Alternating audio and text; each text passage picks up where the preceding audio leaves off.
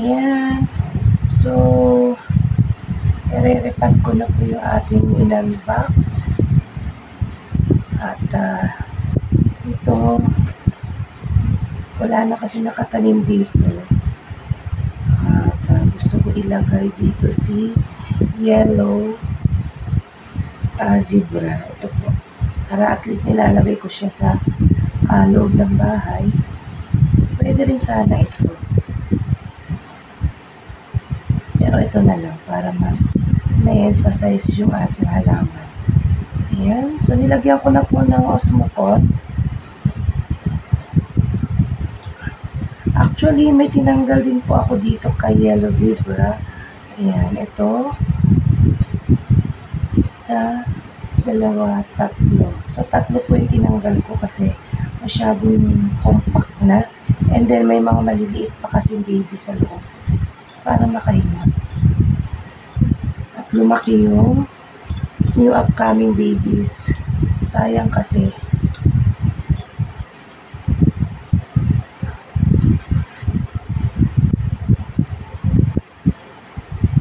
Ayan. And then, isprayan ko lang siya ng tubig mamaya. Pero, basa naman po yung lupa. Kaya, kahit hindi na, siguro mga after a week, saka ko siya dilitan. So, medyo malalim po yung pagkatanim ko. Sa ganun, pagka lumaki yung mga baby sa ilalim, mangingibabaw. Ayan. So, sabay-sabay ko na rin po sila lagyan ng pamis after ko sila i-repat. So, mga remaining pots na lang po yung ating gagamitin kasi ubus na yung ating pot. So, bagay siya dito.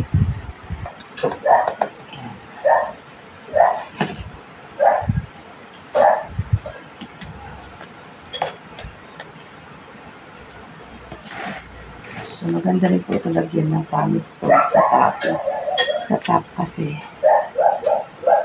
nakaangat yung ating halaman. Ayan. 12. Di ba napakarami ng ating ilan box. Ngayon, nagbawas na po ako para naman po makahinga yung ating mother plant at saka nag-iwan ako ng mga ilang piraso. Ayan. So, ito po yung nakuha kong babies mula dito sa ating 12. So, ilalagay ko dito and then yung iba pwede ko ilagay sa gilid. Si mother plant nasa gitna. So, titignan ko kung ilan ang magkakasya. Ayan. Para mukha pa rin siya malago pero at least hiwalay na yung iba. At makakahinga na po yung mother plant. Silinis ko na siya. Nung nagtanggal po tayo, nagbawas po tayo ng babies. Ayan. So, yung iba, pwede kong ilagay sa side.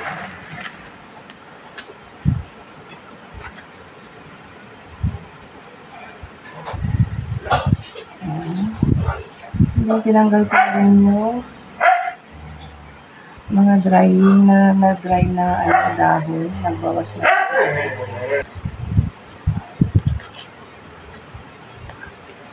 Ito maliit, isisingit ko rito.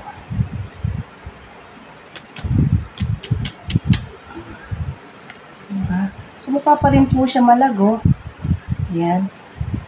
Pero at least makakahinga na po sila. Dahil pinaghiwa-hiwalay ko na lang. Pinaghiwa-hiwalay ko pa. Ayan. Ang mga nakuha ko pong baby niya ay eto. Ayan. Ang mga baby ni variegated retusa. So, kasi ang dami po dito. Nag-cut na rin po ko ng ugat. Ayan, ang dami kong kumpul. Ayan, din may mga palabas na bago. So, nag-decide po ako na ibukod na yung iba niya malalaking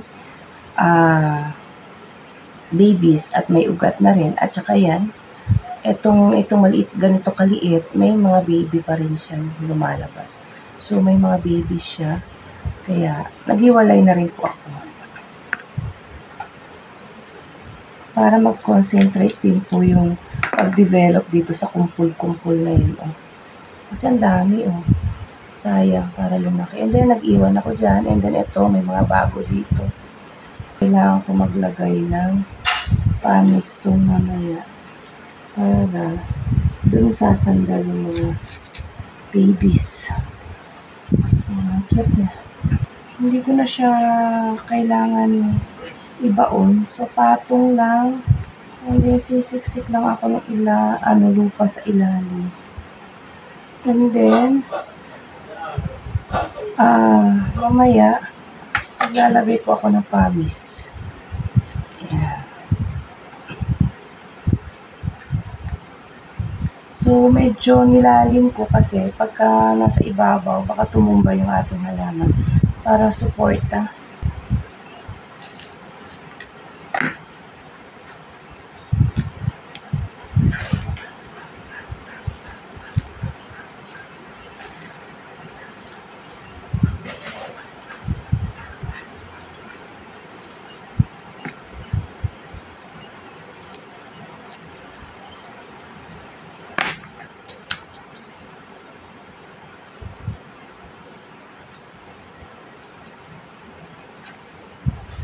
Lagyan ko na po siya ng pamis kasi para pumantay.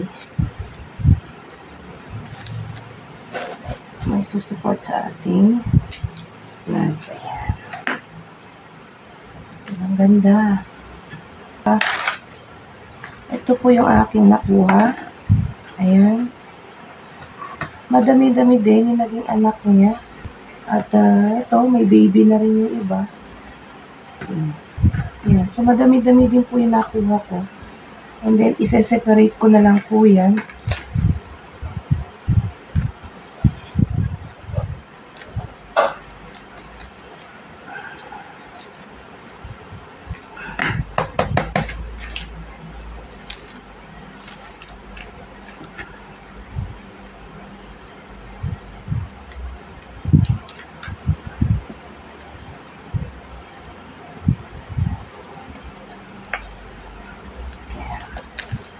So, yung iba, hindi ko pa po nilalagyan ng mga pamis doon. Ito kasi, medyo lumalaban yung ugat. Para lang hindi siya gumalaw.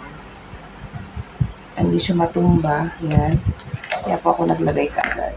So, yun, naglagay po ako ng pamis dyan para po may suporta at saka may mapapatungan yung mga bagong babies. Para pag nagdilig tayo, hindi po siya didikit sa lupa.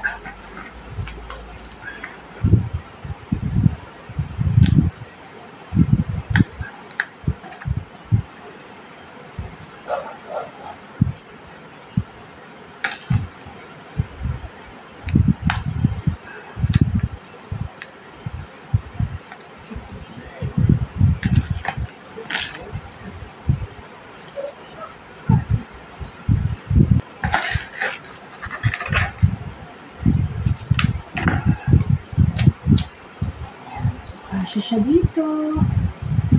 Ayan, another cute.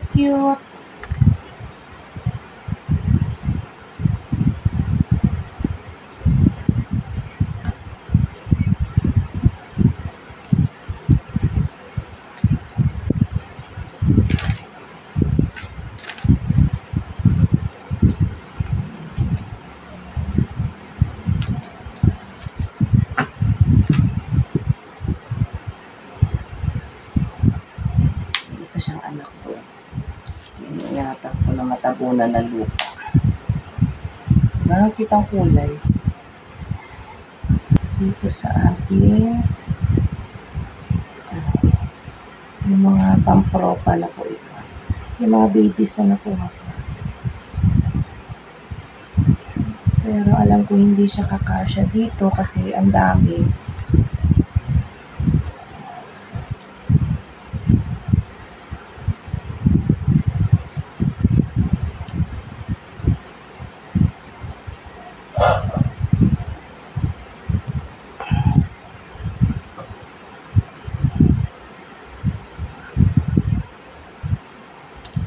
So, nakapatong lang. Halos nakapatong lang po sila.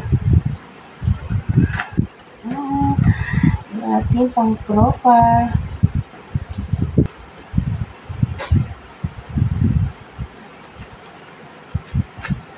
Ang cute.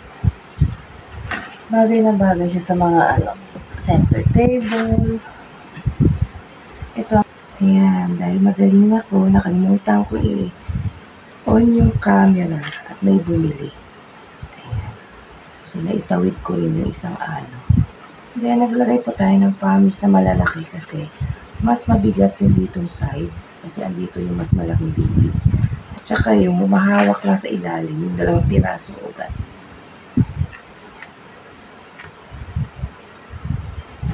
So, ayan na mga kaibigan, done na po tayo. At nakadalawang bilao na naman po tayo. Ayan. So, dito, pinagsama ko na yung ox tang at saka yung variegated retusa. Same dito. Si yellow zebra at saka yung green. Pinagsama ko para magkasya sila. And then the rest, eto na po.